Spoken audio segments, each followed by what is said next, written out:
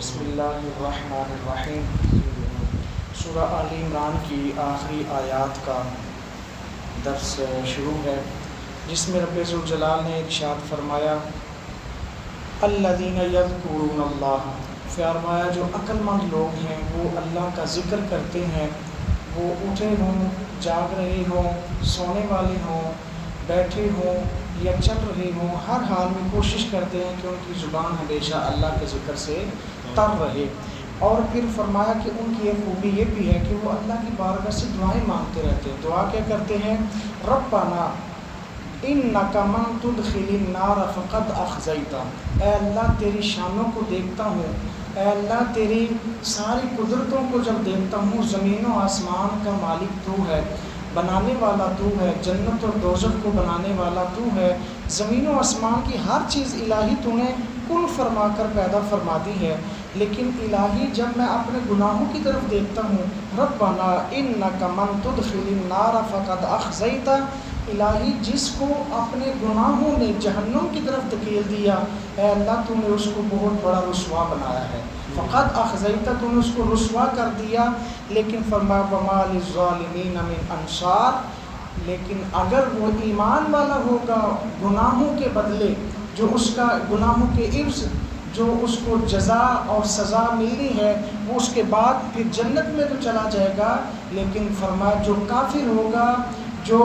ایمان پر نہیں ہوگا، وما للظالمین، فرمایا جنہوں نے اپنی جانوں پر ظلم کیے ہوں گے، وما للظالمین من انصار، پھر ان کا کوئی بھی مددگار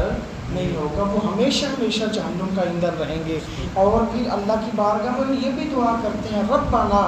اننا سمعنا منادیا ینادی للایمان، اے اللہ ہم نے تیری ثنا کو سنا تھا اور تیری ندا دینے والے جو تیری طرف سے رسول آئے تھے، جو قرآن آیا تھا، الہی ہم نے اس کی آواز کو سنا تھا، لبیک کہا تھا اور ہم ایمان بھی لائے تھے۔ ربنا اننا سمعنا، اے اللہ ہم نے سنا، منادی ینادی، ندا کرنے والے کو، للایمانی، ایمان کے لیے، ان آمنوا بربکم، کہ اپنے رب پر ایمان لے آؤ، اللہ کے نبیوں پر، اللہ کی کتابوں پر ایمان لے آؤ۔ اے اللہ جب ہم نے یہ اعلان سنا تھا فآمنا، اے اللہ ہم نے فوراً ایمان لائے،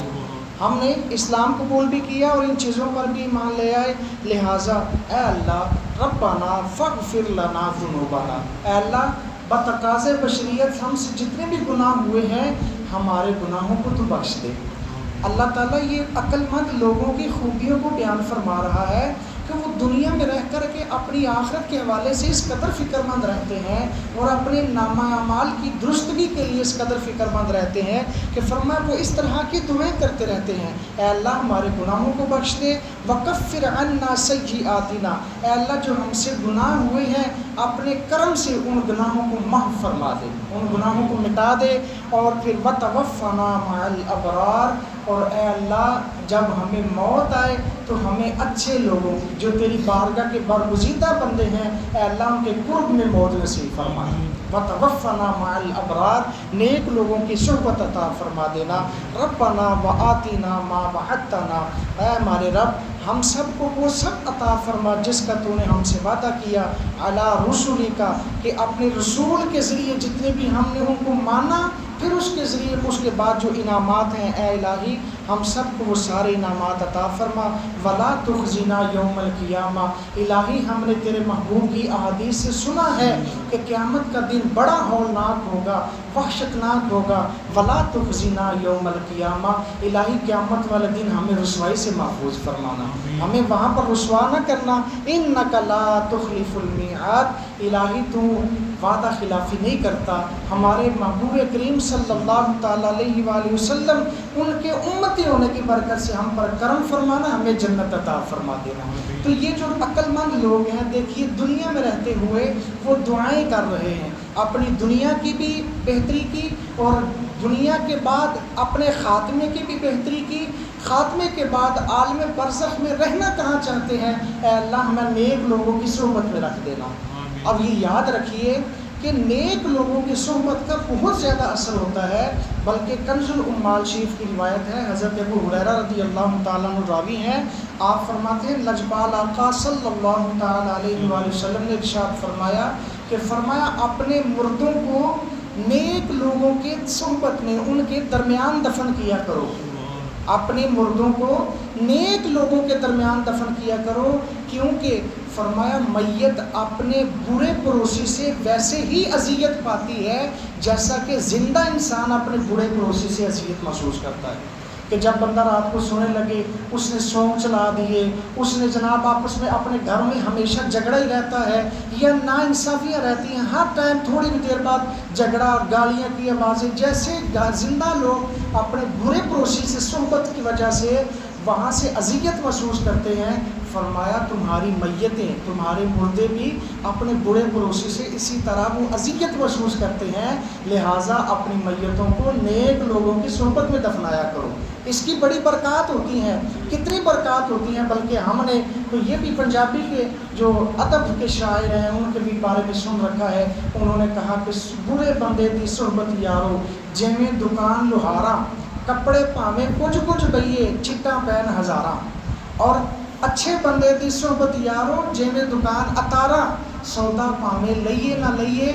بھلے آؤن ہزاراں، خوشبوئیں پھر بھی پاس سے آتی ہیں۔ تو جب آپ کی صحبت اچھی ہوگی، اب دیکھیے نا صحابہ کرام رضوان اللہ تعالیٰ علیہم اجمعین، یہ بھی انسان ہیں، ہم بھی انسان ہیں، لیکن ان کا مقام کیسے ہے؟ ان کو صحبت میرے نبی اجمال کی ملی ہے۔ ان کی صحبت یہ ہے کہ انہیں نبی رحمت صلی اللہ تعالیٰ علیہ وسلم کا ایمان کی حالت میں قرب نصیب ہوا ہے، اور یہی بات ہے اللہ رب العزت فرماتا ہے نسبت مصطفیٰ بھی بڑی چیز ہے، جس کو نسبت نہیں اس کی بخشش نہیں، خود خدا نے نبی سے یہ فرما دیا اے پیارے جو تمہارا نہیں وہ ہمارا نہیں۔ تو یہ صحبت کی بات ہے، صحبت اچھی ہونی چاہیے، وہ چاہے آپ کے کردار کی ہو، اپنے رہن سہن میں ہو، آپ جب دوستی رکھیں، معاملات رکھیں، وہ بھی اللہ تعالیٰ کے نیک بندوں سے۔ اللہ تعالیٰ سورۃ توبہ کی آیت نمبر 119 میں ارشاد فرماتا ہے یا ایھا الذین آمنوا اتقوا اللہ، اے بندو، اے ایمان والو، اللہ سے ڈرو، وکونوا مع الصادقین،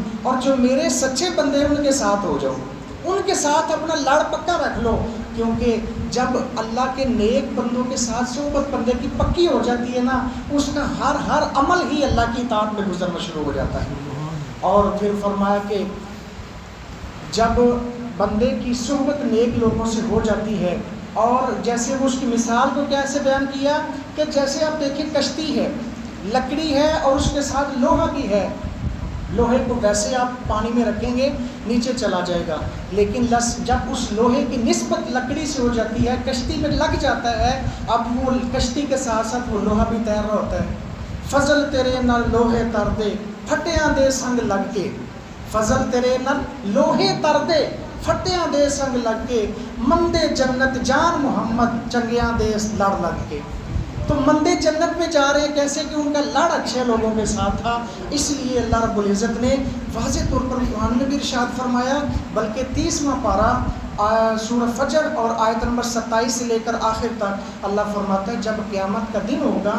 جنہوں نے اچھے اعمال کیے ہوں گے، اللہ تعالیٰ ان کی روحوں کو مخاطب کرے گا، یا ایتھا النفس المطمئنہ، اے نفس مطمئنہ، ارجعی الی ربک راضیۃ مرضیہ، اپنے رب کی طرف اس حالت میں لوٹو کہ اللہ تم سے راضی ہے، تم اللہ سے راضی ہو۔ فرمایا یہ خوشخبری بھی ہے، اور لیکن فرمایا لوٹنے سے پہلے جب تم نے جنت میں جانا ہے نا، جنت میں جانے سے پہلے فرمایا فادخلی فی عبادی، پہلے جو میرے محبوب بندے ہیں ان میں شامل ہو جاؤ، وادخلی جنتی، پھر ان کے ساتھ مل کر کے تم جنت میں چلے جاؤ۔ تو اللہ تعالیٰ اپنے نیک لوگوں کی معیت اختیار کرنے کا حکم عطا فرماتا ہے کہ اپنا قرب بھی ان لوگوں کے ساتھ رکھو، اور دنیا میں جانے کے بعد بھی نصیحت بھی کرنی پڑے یا وصیت کرنی پڑے وہ بھی کرو کہ مجھے نیک لوگوں کے قرب میں دفنانا، اس کی بہت زیادہ برکات حاصل ہوتی ہیں، جیسے میں نے آپ کے سامنے رکھا۔ اور اس لیے یہ فرمایا کہ عقل مند شخص وہ ہیں جو یہ دعائیں کرتے رہتے ہیں، اے اللہ ہمارے گناہوں کو بھی بخش دینا، اور وتوفنا مع الابرار، اے اللہ ہمیں نیک لوگوں کے ساتھ موت عطا فرمانا۔ اللہ رب العزت ہمیں اپنے محبوب بندے، وہ چاہے اولیاء کرام ہوں، انبیاء کرام ہوں، رسول ہوں، جتنے بھی اللہ تعالیٰ کے برگزیدہ بندے ہیں، اللہ ہم سب کو ان کے ساتھ ادب والا معاملہ رکھنے کی توفیق عطا فرمائے، کیونکہ آج آپ کو دیکھیں کتنا پرفتن دور آ گیا ہے۔ ان اللہ والوں جنہوں نے ساری زندگی اللہ اور اس کے رسول کی اطاعت میں بسر کی، آج معاذ اللہ ان کے خلاف زبانیں تان دراز کی جا رہی ہیں اور اپنے ایمانوں کو خراب کیا جا رہا ہے۔ دعا فرمائیں اللہ تعالیٰ ہمارے ایمانوں کی بھی حفاظت فرمائے، اللہ تعالیٰ ہمیں ان نیک لوگوں کے ساتھ محبت والا جذبہ رکھنے کی توفیق عطا فرمائے۔